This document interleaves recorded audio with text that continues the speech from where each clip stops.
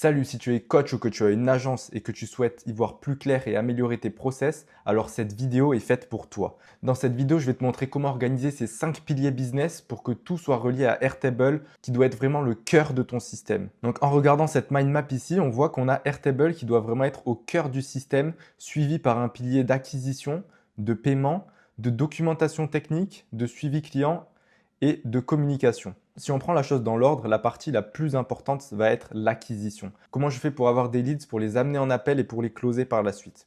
En fait, ce palier-là va être décomposé en 3 parties.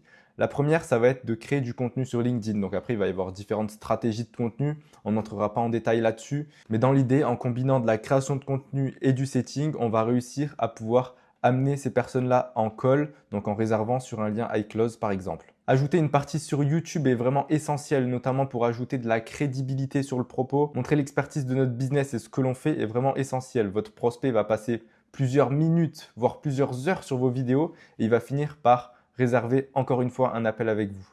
Et enfin, le dernier pilier va être sur Instagram. Créer des shorts, faire du setting sur Instagram encore une fois, faire des stories d'engagement et montrer que vraiment nous sommes la bonne personne pour travailler avec vous, va être le dernier pilier de notre stratégie d'acquisition. Et là où je veux en venir, c'est que de par toutes ces réservations sur iClose, nous, on doit avoir quelque chose de clair sur Airtable. On doit savoir d'où proviennent nos leads, que ce soit des ads, que ce soit du setting, que ce soit de l'organique sur LinkedIn, sur YouTube ou sur Instagram. On doit tout savoir pour pouvoir accentuer ce qui fonctionne et réduire peut-être ce qui ne fonctionne pas. Donc pour suivre tout ça, on n'a pas d'autre choix que d'avoir déjà dans un premier temps un endroit où on va pouvoir planifier notre contenu et être efficace dans sa gestion, que ce soit pour créer la rédaction, pour savoir si une vidéo ou un short a été tourné, monté ou publié. Avoir également les statistiques de tous ces posts pour savoir ce qui a fonctionné, ce qui n'a pas fonctionné, ce qu'on va devoir améliorer pour que notre contenu prenne encore plus de valeur. Tout ça doit être fait sur une plateforme. Et une partie très intéressante va être aussi de voir la provenance de nos leads. Donc comme je vous l'ai dit, il faut qu'on sache d'où proviennent ces leads pour pouvoir attaquer le marché sur la partie qui fonctionne le mieux. Et tout ça peut provenir d'une seule plateforme. Donc moi, ce que je fais, c'est que tout est relié à Airtable directement, qui est le cœur du système. Pourquoi? Parce qu'on a également un deuxième pilier, qui est le pilier des paiements. On doit être capable de gérer toutes nos offres sur une même plateforme. J'en vois trop qui utilisent des outils différents pour gérer leurs paiements, que ce soit des tunnels comme System.io, ou alors qui vont créer des liens de paiement sur Stripe, ou alors PayPal, etc.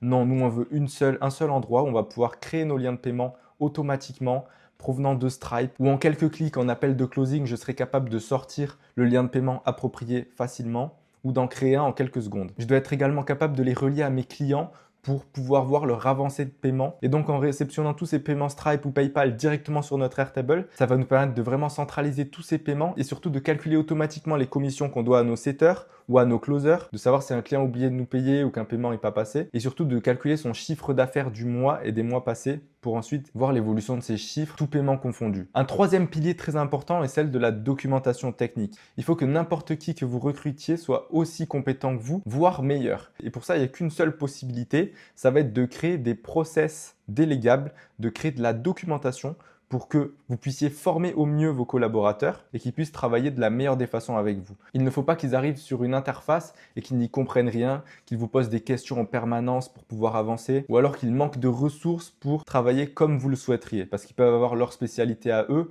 mais pas forcément comprendre comment vous travaillez. Et pour ça, j'ai pas trouvé de meilleure façon qu'utiliser Google Drive pour stocker des documents et des vidéos, des ressources, des lead magnets pour vos opérateurs, et également Tela ou Loom si vous préférez, pour filmer son écran et pouvoir vraiment leur expliquer en vidéo tout ce que vous faites. Mais après, l'idée, ça va pas être de leur partager un Google Drive et de leur dire débrouillez-vous. Ça va être encore une fois cette idée de centralisation, de créer une page de ressources sur Airtable, le cœur de votre système, encore une fois, où là, vous allez vraiment pouvoir catégoriser vos ressources pour que ça aille à la bonne personne. Donc ici, par exemple, comment créer un lien de paiement sur System.io.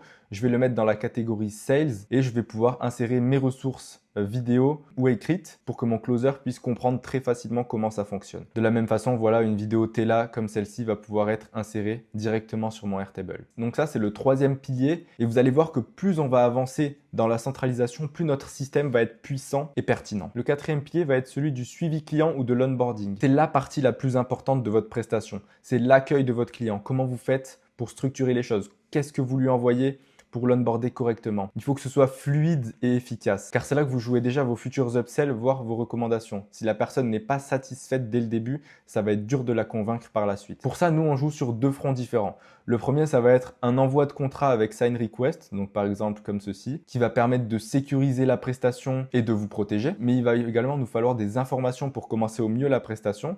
Et donc pour ça, on utilise Tally pour réaliser nos formulaires d'onboarding. Donc voilà, de cette façon-là, on a un formulaire Tally qui s'envoie et notre client va y mettre toutes ces informations pour qu'on puisse travailler de la meilleure des façons. Mais encore une fois, il faut qu'on centralise ces données parce que si on doit naviguer à chaque fois sur 10 outils différents, ça va être vraiment très compliqué. Donc l'idée, ça va être de remonter tout ça encore une fois sur Airtable. Donc dès qu'un onboarding est fait, il va arriver sur cette partie checker les réponses où là, nous, on va pouvoir regarder toutes les informations que le client nous a données.